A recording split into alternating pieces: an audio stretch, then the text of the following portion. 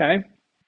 Now we're going to take that idea of an object and make it even a little bit more powerful, because what we often use to save, if we have a lot of objects, let's say we have a company where that company has a database of all the employees. All the employees' information is saved in that database. So we've got first name, last name, email, phone number, mailing address, pay scale, position, lots and lots of information about an employee.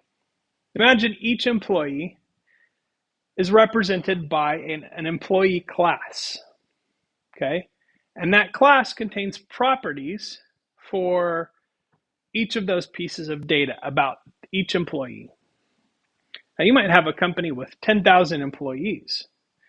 Now, you can't write a program like this where each employee is a hard-coded static variable in your program, because you're going to add employees and delete employees all the time. You can't go in and change your whole employee management software every time you hire or fire an employee. So you've got to be able to add employees as you go. So let's take a look at what that looks like here using our car example, and then we'll go back to the employees and we'll actually explore that a minute. So if we have a CL car class with our initialization method here,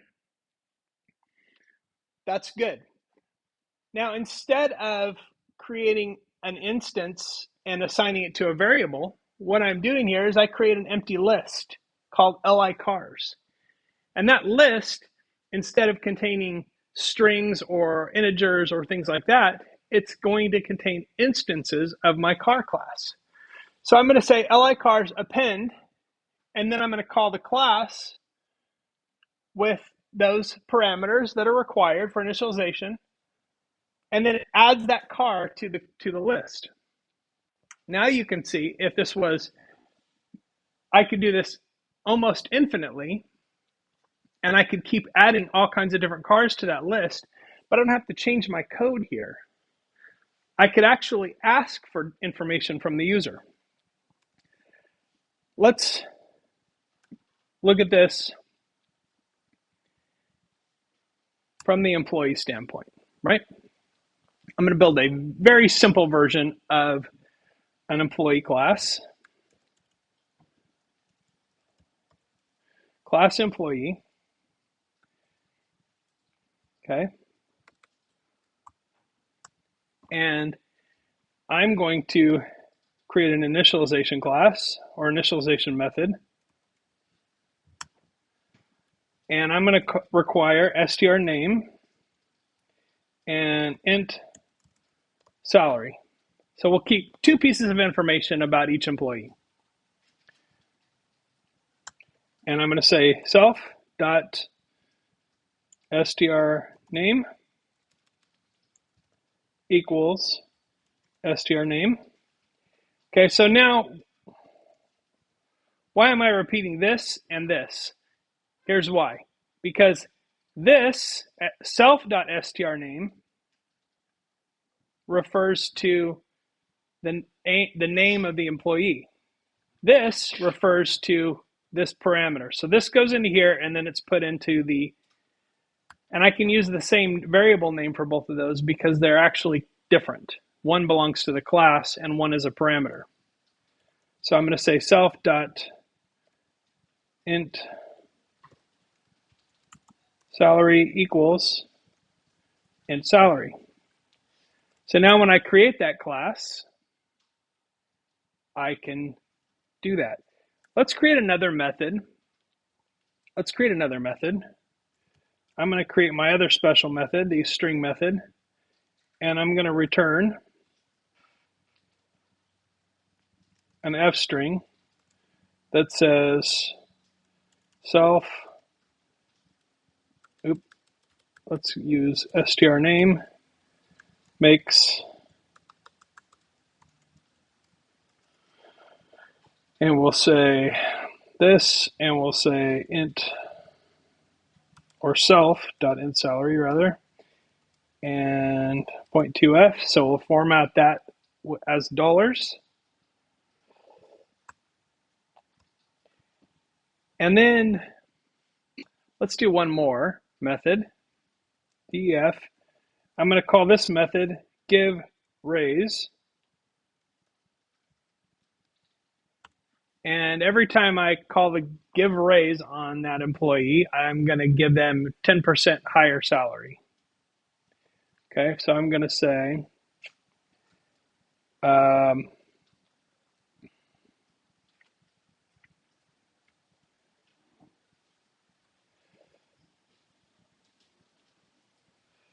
actually, I'm just going to give them $100 more. Let's just do that.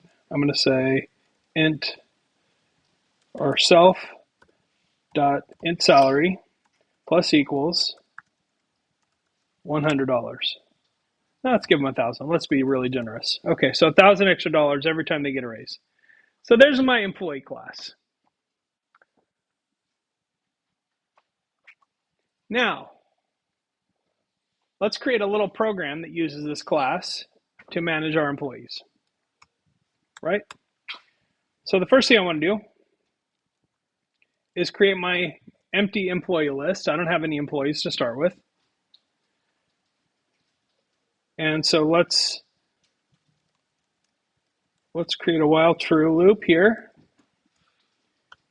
And let's say str menu equals want to do. I'll make that an input.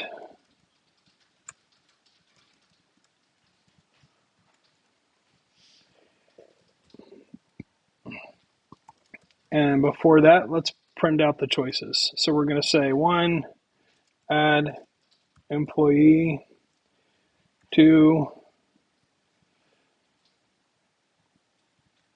let's say list employees.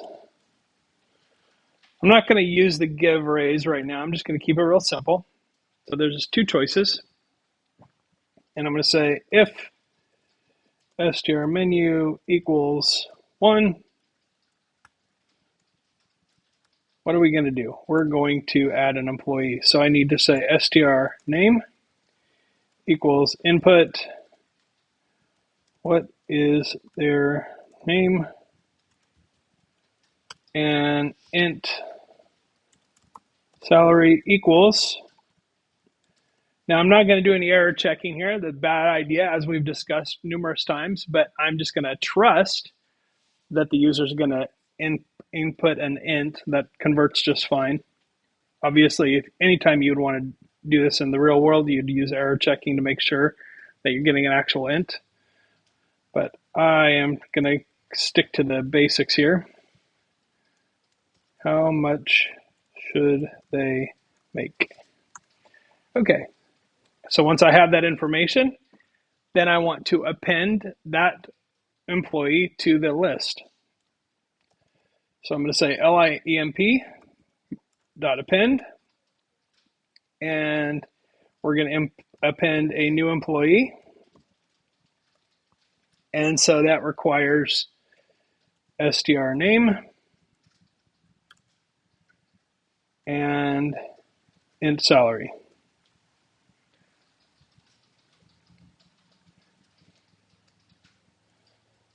Let's give a little you added str name to employees. Okay, so a little bit of feedback, just saying that we added them. And then we'll say elif str menu equals 2. Now here's the, oops, not menu. All right, so here's a cool thing we can do. If we have all of our objects in a list, we can go through them. We can iterate through that list using a for loop. So I'm going to say for emp in li emp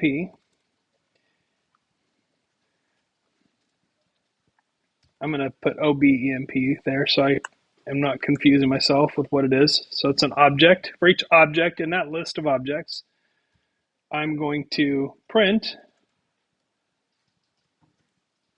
that object. Now remember, I redefined my string here so that when I print each object, it's just going to print out the description of that employee, and then else print that's not an option. Okay, so now I've covered myself in case somebody puts something other than 1 or 2. There's my little program.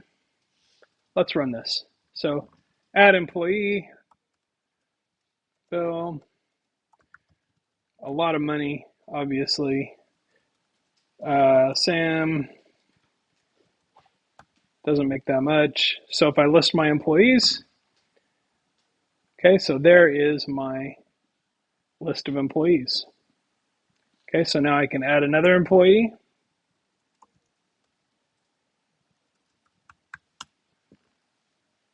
And when I list him, there's everybody's employee records. So now I don't have to have the number of employees isn't limited by how I've coded my program. Now I can add as many objects or instances of that object as I want to, because I'm just adding that object to a list now.